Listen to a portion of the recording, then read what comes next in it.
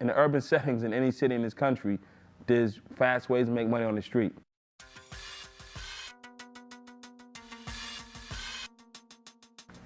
I started out selling reefer in the park. Then I moved up to robbing people who sold reefer in the park. Then I moved up to stealing cars, and I just kept going. Before long, I was just in the streets full time. Everybody makes a run, but at some juncture, that run comes to an end. And mine came to an end in Middlesex District Courthouse. And they started reading off state sentences. What I was doing as a juvenile was one thing. When I turned 17 and became an adult, it took on a whole nother consequence.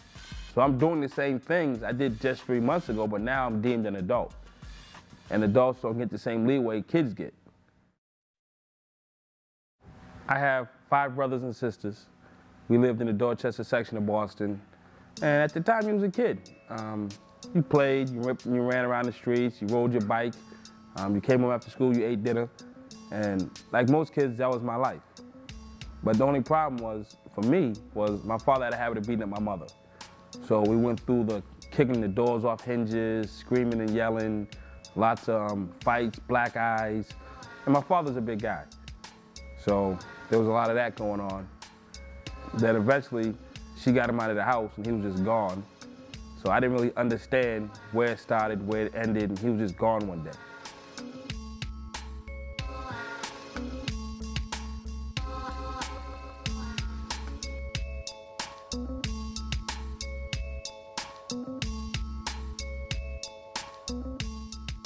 Single mom, 6 kids, working 2 jobs, not home enough. So the older kids were kind of in a groove of where they were going with their lives and how to maintain. I'm second youngest. Me and my younger brother didn't have any guidance because my mother had to work all the time. That's just how it went down. Then when my older sisters went off to college, it really got bad because they were the ones who held us together. They would cook for us, clean for us, stuff like that, and just gave us instruction. So when my sisters went off to college, it was just me and my little brother. And you can't leave 2 teenage boys by themselves and expect good things to come out of it. I used to say up to age 6, children belong to the mother and the father. After that, they belong to the world, because then they start kindergarten and 1st grade, so the world has an effect on who they are and what they do.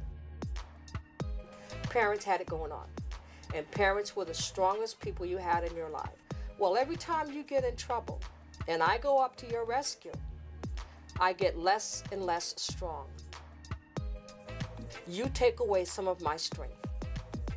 Every time you would get in trouble, I'm to the rescue, I'm clear, I'm concise, I'm effective, I'm the great mom, but I lose a little bit of my strength. Well, Andre did that every time, and then eventually, that's exactly what the judge said. Your mom is great, the entourage is fabulous, they ain't helping, you ain't listening, you gotta go. All my power was gone. I had none. I could affect nothing.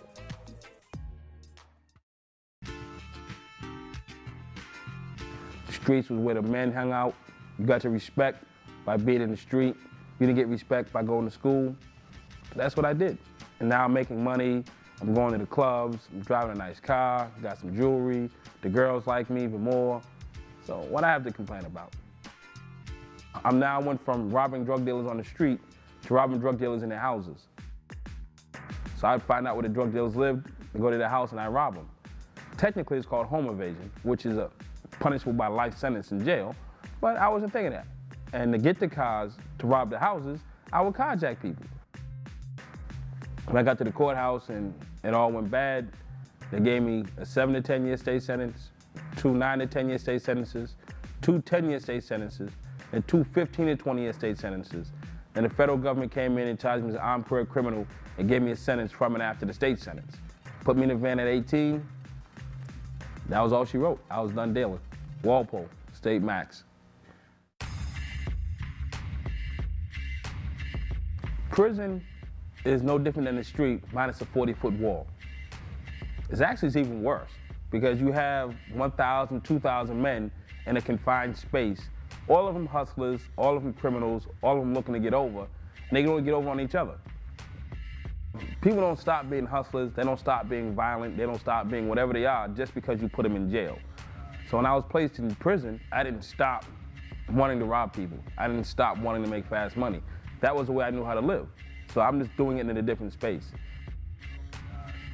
So my thinking was, I want to be, like everybody else before me, the toughest guy in the prison system. That was my goal.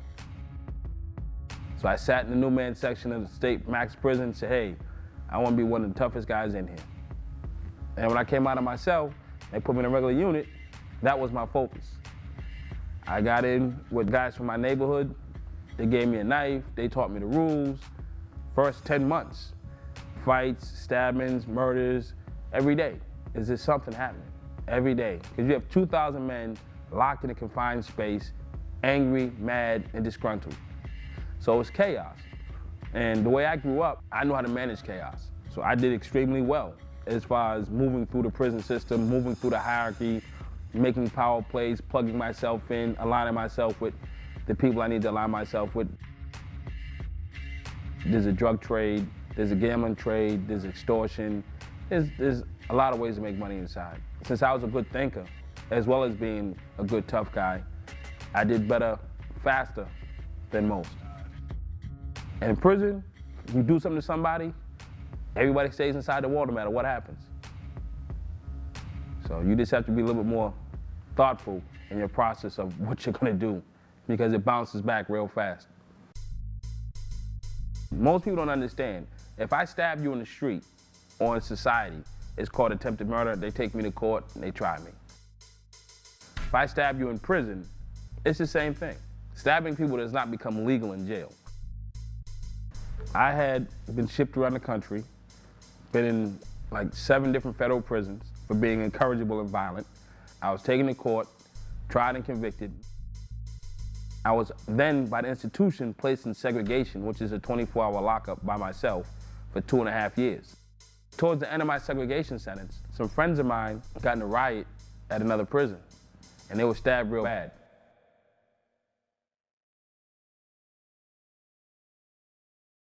They forced the integration of the schools here in Boston. The other thing that really messed up or gave me a hard time when I was a kid was they had this busing law that came out. So the black kids would be bused to white schools, the white kids would be bused to black schools. And for a while, it was pandemonium in the city because whites didn't want blacks in their schools. What the kids would do is stone the buses. And the funny part was, I didn't go to a white school. My bus just went through a white neighborhood to get home. The bus drivers gave us instructions on how to duck and hide on the floor. We used to try to pretend there was nobody on the bus when we went through the white section of town, and white kids knew we was on the bus even though we were hiding. So every day after school now, our buses would be riding home, and the white kids would line up on the street and throw rocks at our bus. We'd ride down the street, windows are smashing out, call us niggas and spare chuckers and whatever else they can think of. Some friends of mine got stabbed real bad, and I got word that my friends had gotten hurt. So my response was, hey, if the white guys jump my guys, I'm gonna get the white guys in retaliation. So my plan was to stab the white guys on the unit with me. But before I could do it, God intervened.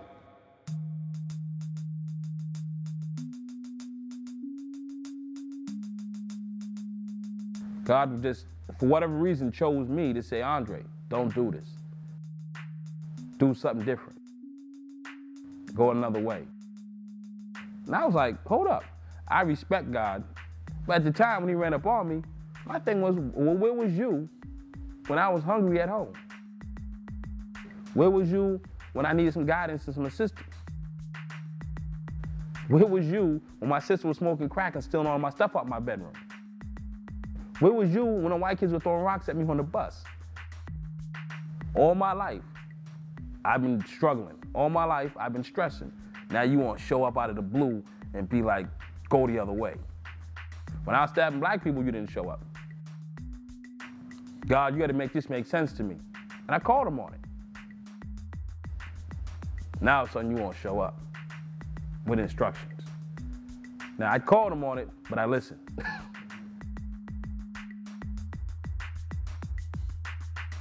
So I went back in my cell that day.